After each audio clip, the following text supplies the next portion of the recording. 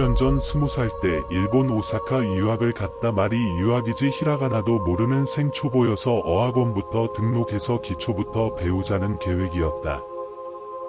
일본 생활은 쉽지 않았다. 가장 큰 걱정거리는 집이었다. 틈틈이 집을 알아보던 언니가 적은 예산으로 역 근처에 맘에 드는 집을 찾았는데 방이 무려 3개의 거실 있는데 월세가 8만 엔, 80만 원이었다. 이 정도면 엄청 저렴했다. 근데 하필이면 집 호수가 404호인 게 살짝 마음이 걸렸지만 어려운 형편의 저렴한 집을 지나칠 수 없었다. 이삿날 짐을 정리하고 피곤해서 언니랑 방에 이불을 깔고 누웠다.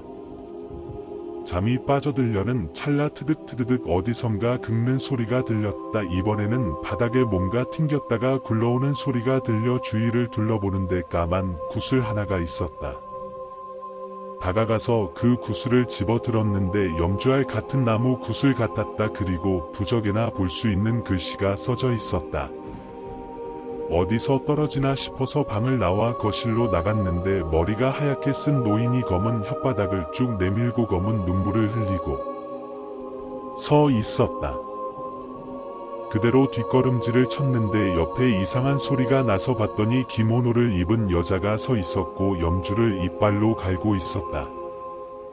마치 염주의 글자를 지워버리겠다는 듯이 계속 갈고 있었다.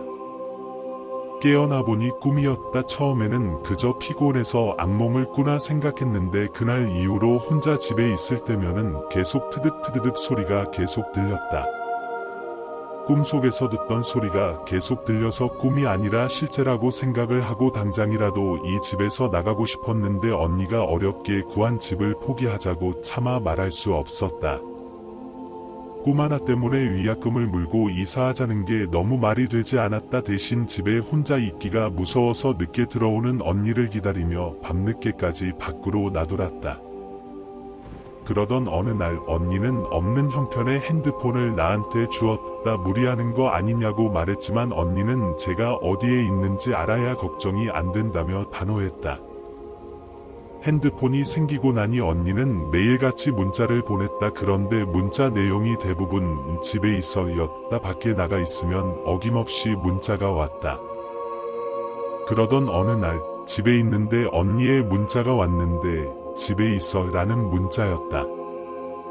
너무 황당했다. 언니도 저도 둘 다 각장 집 안방에 있는 상황이었다. 그래서 연니한테 바로 달려갔다. 언니 문자 했어. 나 집에 있었는데 왜? 거실에서 자꾸 뭐하나 싶어서. 거실. 나 계속 방에 있었는데. 순간 언니는 눈물을 흘리며 손가락을 가리켰다. 언니 왜 그래? 저기. 그리고 언니는 믿을 수 없는 이야기를 꺼냈다. 이 집의 동생인 척하는 무언가가 있다는 거였다. 하루는 알바를 끝내고 집으로 돌아왔는데 제가 식탁 옆에 거실 바닥에 쭈그려 앉아있길래 왜 그러고 있냐고 물어보는 찰나에 언니 나 왔어 라며 방금까지 거실에 있던 동생이 현관문으로 들어오는 걸 보고 기겁을 했다.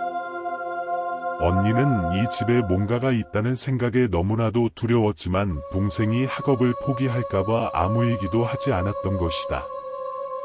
집안에 있는 저것이 정말 동생인지 아니면 동생의 모습을 한 귀신인지 구별을 확인하기 위해서 동생에게 핸드폰을 사주고 집에 있어 라고 문자를 했던 거였다. 얘기가 끝나고 언니는 한국에 가자며 말했는데 갑자기 제가 뭐에 홀린 듯이 여기서 포기하지 말고 조금만 더 있자며 언니를 설득했다는 거였다. 그 무렵 제가 꿈을 달라져 있었다. 거실로 나가 식탁에 나가면 그 여자가 따뜻한 음식을 내주었다. 그리고 그 음식들은 까만 염주구슬로 바뀌었고 염주구슬과 찢어진 종이 조각들도 뒤섞여 있었다. 그런데 언젠가부터 그 귀신들이 가족처럼 느껴졌다. 그 여자는 어느새 다가와 제가 기특한다는 듯 제 머리를 쓰다마줬는데 그 손길이 너무나 포근하게 느껴졌다. 그리고 잠에서 깨어났는데 분명 방에서 잠들었는데 거실에서 깨어나 있었다. 언니에게 무슨 일이냐고 묻자 언니가 들려준 이야기는 믿을 수 없었다.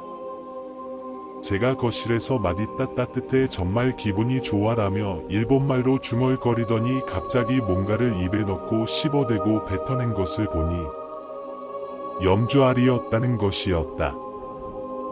너 진짜 기억 안 나? 오사카 사투리로 뭐라 하면서 일본말도 못하면서 그런 사투리는 어디서 배웠어? 아니야 언니. 나 자고 있었어. 집도 이상한데 너까지 왜 이래? 일단 이 집부터 정리하자. 그리고 갑자기 안 돼 언니가 나가.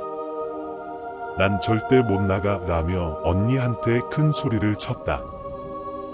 스스로도 깜짝 놀랬다. 지금까지 살면서 한 번도 언니한테 큰 소리를 친 적이 없었기 때문이다. 근데 어찌된 일인지 이 집을 지켜야만 한다는 알 수 없는 집착이 생겼다. 결국 언니는 한국으로 떠나고 저만 그 집에 남아서 살게 되었다. 혼자 남은 저는 언니를 내쫓고 나니까 집이 포근해지고 일도 더 잘 풀리기 시작했다. 그러던 어느 날 가볍게 한 잔을 하고 기분 좋게 집으로 왔는데 현관문이 없었고 그냥 벽만 보였다. 내가 취했나 싶어서 벽을 짚어보다가 문득 옆집을 보니 현관문 호수가 303호였다. 그런데 그 옆집은 305호였다. 그래서 2층으로도 가보니 4호는 없었다.